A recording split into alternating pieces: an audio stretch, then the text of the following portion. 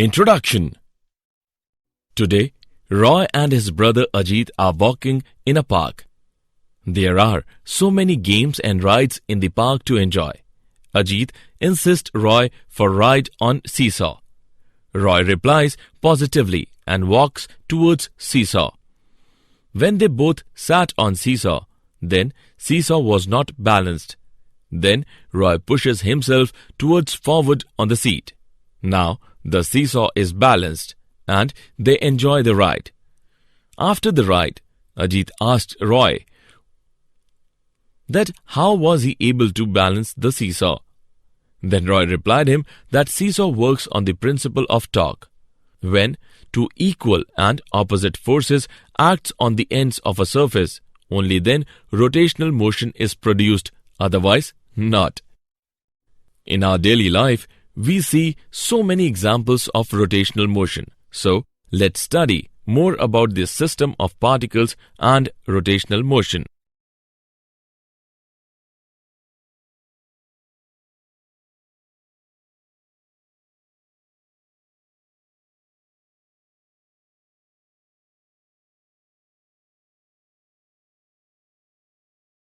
Objectives.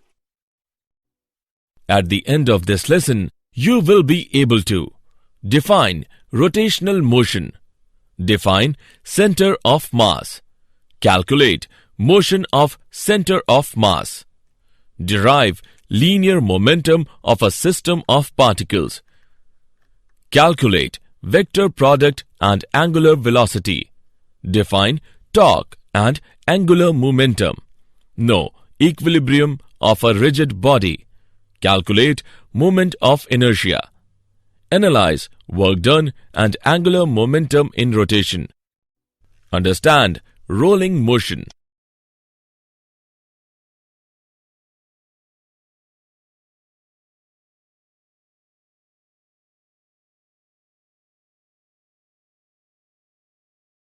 Definition. Rotational motion is common in our daily life. The wheels, spinning top, blades of a fan, merry-go-round all perform rotational motion. A body is said to perform a pure rotational motion if every particle in the body moves in a circular path, such that the center of these circles lie on a single straight line called as the axis of rotation.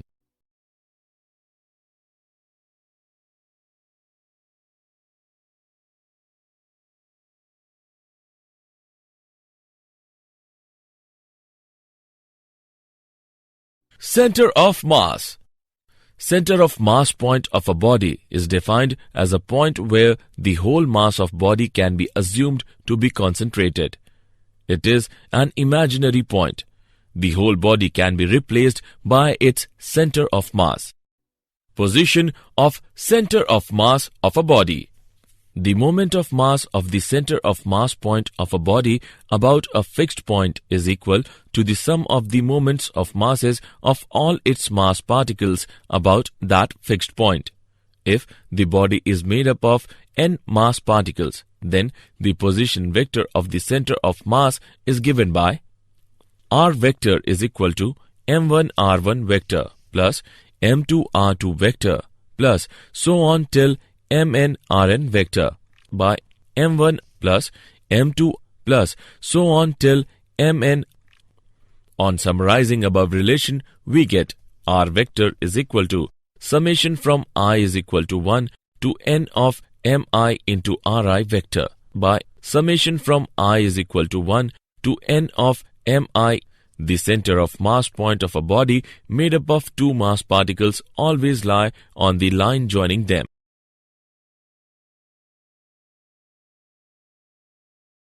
Motion of center of mass.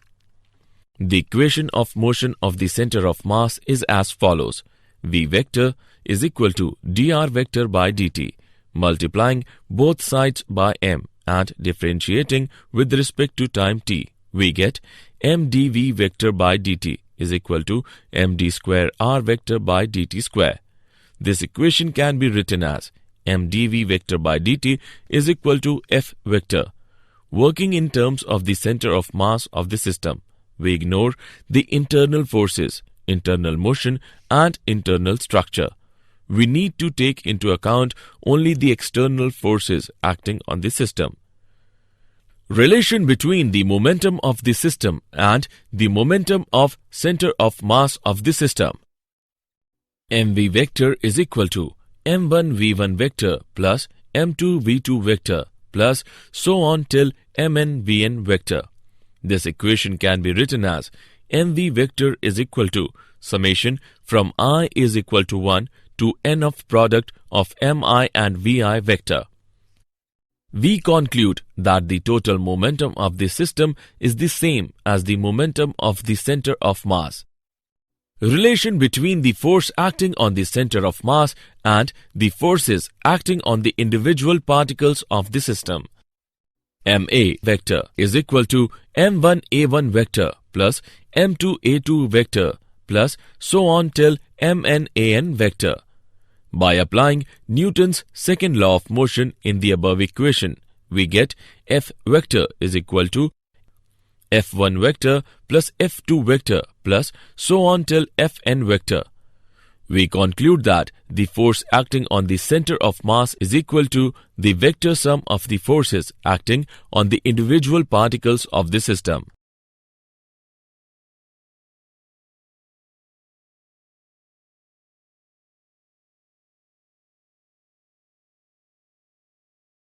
Linear momentum of a system of particles. If F vector is the net external force acting on this system, m is the mass of the system, and v vector is the velocity of the center of mass of the system, then the equation of motion of center of mass is F vector is equal to d by dt of product of m and v vector. If no external force acts on this system, then the F vector will be equal to 0. By putting the value of F vector in above equation, we get d by dt of product of m and v vector is equal to 0. This equation can be written as mv vector is equal to constant. We conclude that if no external force acts on the system, then the total momentum of the system is constant. This is the law of conservation of momentum. When value of m is constant, then v vector is also equal to constant. We can conclude that if no external force acts on a system, then its center of mass moves uniformly in a straight line.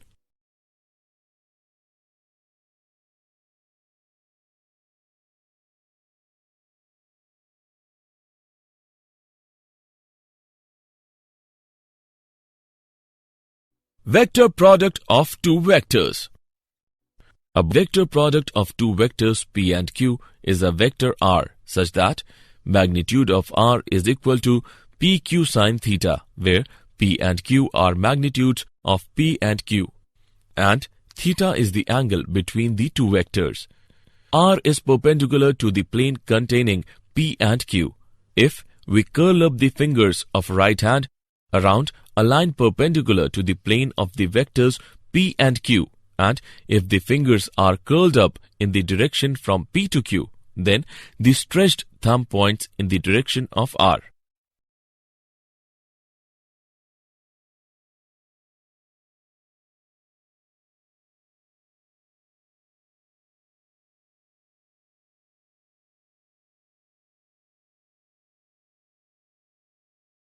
Angular velocity and its relation with linear velocity.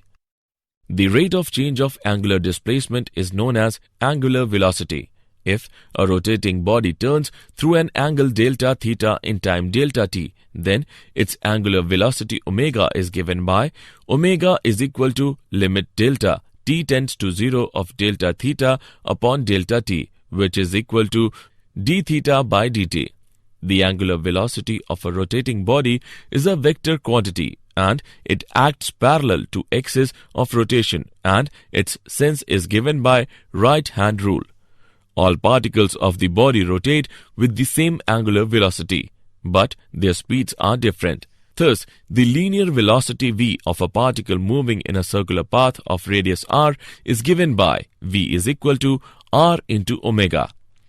Angular acceleration. If the angular speed of a rotating body changes with time, it has some angular acceleration. The angular acceleration is the rate of change of angular velocity. The angular acceleration is given by alpha, which is equal to limit delta t tends to 0 of delta omega upon delta t, which is equal to d omega by dt. The angular acceleration is a vector quantity. It is directed along the axis in the same direction as omega when the angular velocity is increasing, but opposite to omega when it is decreasing.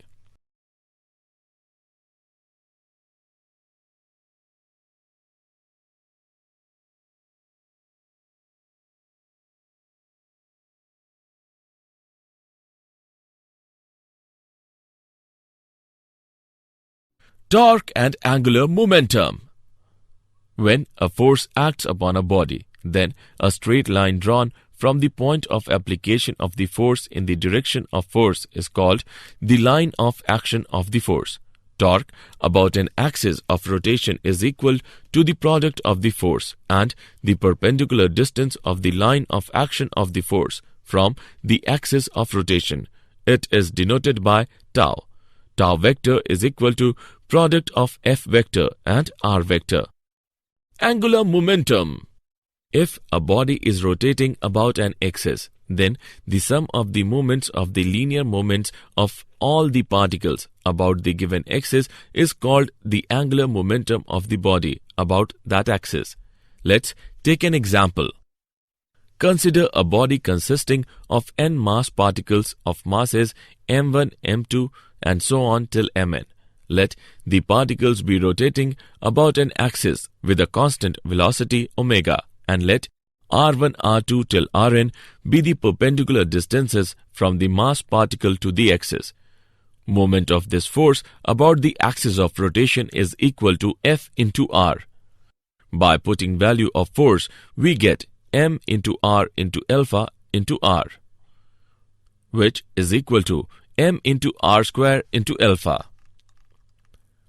Torque acting on the body is given by tau is equal to m1 into r1 square into alpha 1 plus m2 into r2 square into alpha 2 plus and so on till mn into rn square into alpha n. This equation can be written as tau is equal to summation from I is equal to 1 to n of products of mi and ri square into alpha. This gives tau is equal to I alpha. If alpha is equal to 1 radian per second square, then I is equal to tau.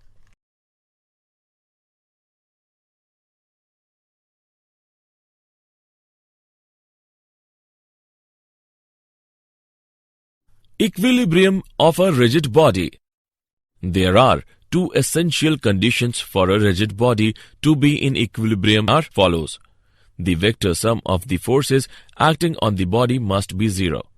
The net torque acting on the body must be 0. There are three types of equilibrium, and they are as follows. Number 1. Stable equilibrium. If the body is displaced a little and a torque is removed, then body will return back to its original stable state. Number 2. Unstable equilibrium. If the body is displaced a little and a torque is removed, then body will not retain its original state. Number 3. Neutral equilibrium. Potential energy of the body remains constant.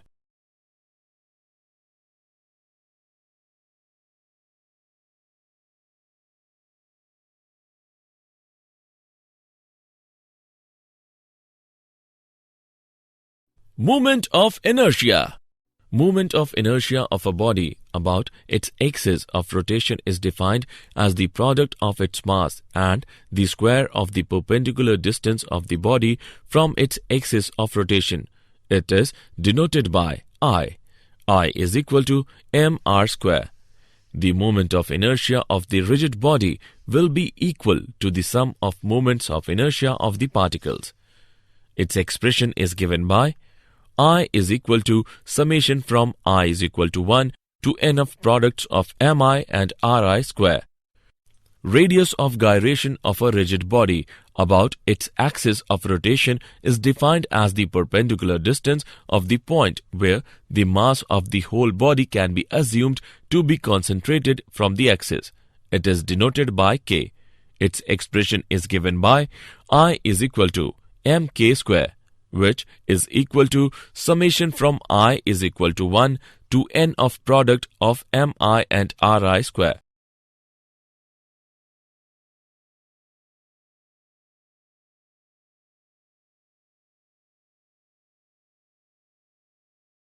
Theorem of perpendicular and parallel axes. Theorem of perpendicular axis states that moment of inertia of a plane about an axis perpendicular to its plane is equal to the sum of its moments of inertia about the two mutually perpendicular axes lying in its plane. Iz is equal to Ix plus Iy. Theorem of parallel axis states that the moment of inertia of a body about any axis is equal to the sum of the moment of inertia about a parallel axis through its center of mass and the product of the mass of the body and the square of the perpendicular distance between the two axes. I is equal to ICM plus MH square.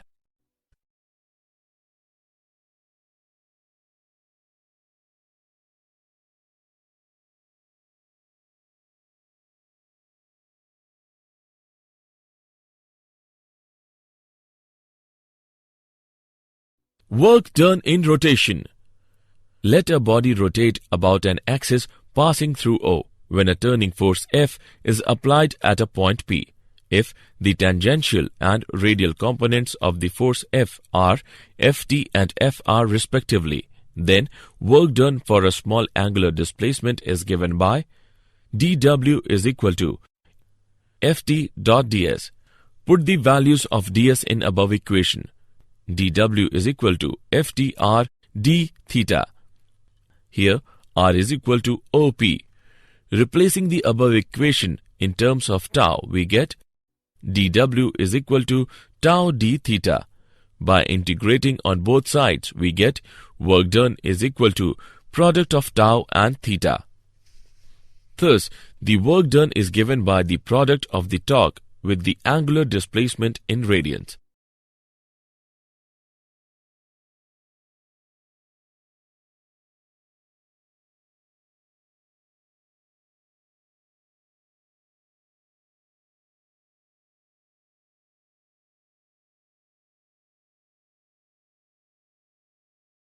Angular momentum in rotation.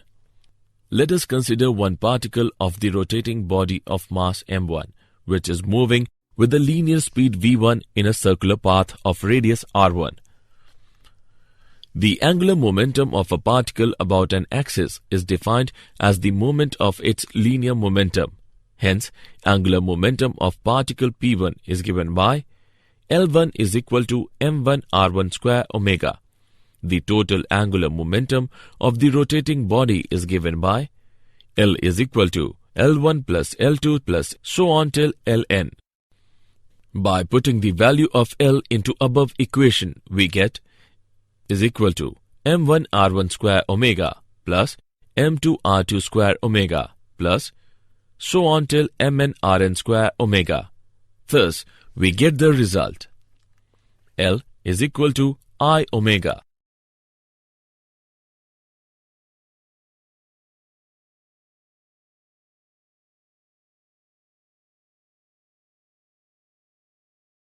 Rolling motion.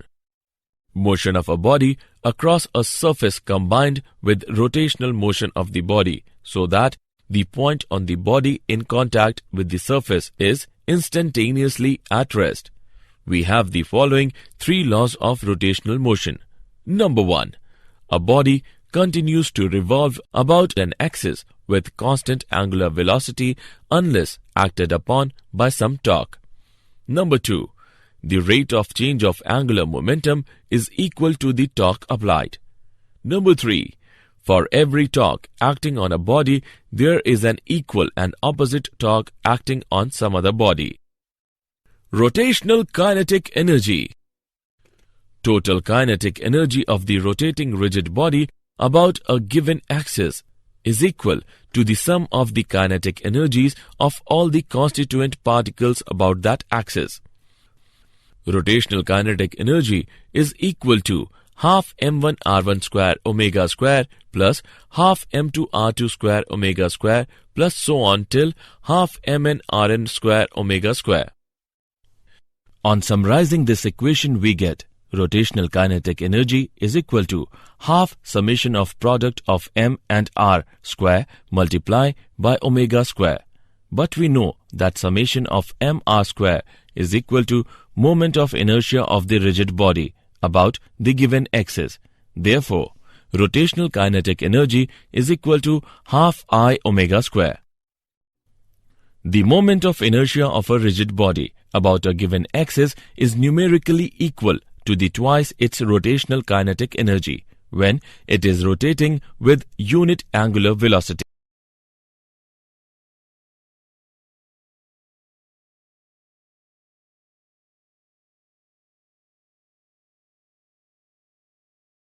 Did you know?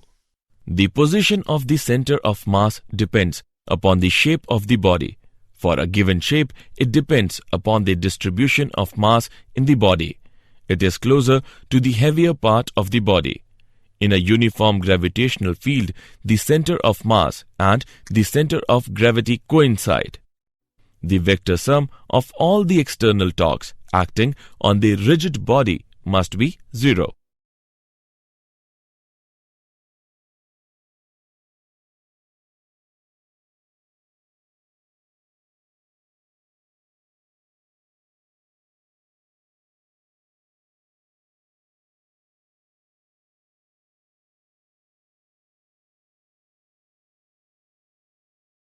Summary.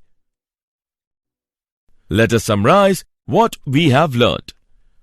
Center of mass point of a body is defined as a point where the whole mass of body can be assumed to be concentrated. The center of mass point of a body made up of two mass particles always lies on the line joining them. The force acting on the center of mass is equal to the vector sum of the forces acting on the individual particle of the system. If no external force acts on the system, then the total momentum of the system is constant. This is the law of conservation of momentum.